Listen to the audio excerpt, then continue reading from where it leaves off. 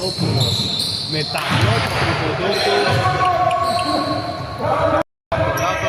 θα προλάβουν να περάσουν το κέντρο οι Los Pollos Hermanos και ο Σταματόπουλος θα σκοράρει, έγινε και φάουλ από το Ράκη.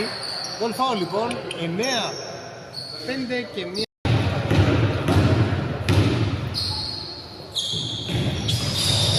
Θα βάλει και την βολή, 9-6.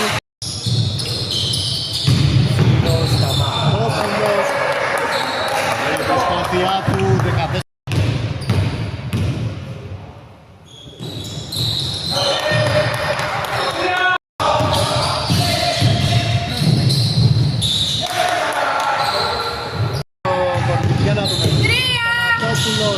Στη λήξη θα σκοράρει ο Σταματόπουλος 27-17.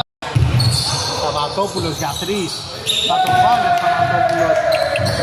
Σταματόπουλος ο οποίος ο Γερμανός. Σταματόπουλος στο drive θα σκοράρει 31. 18 πόντους του τρομερό one man show του Σταματόπουλου.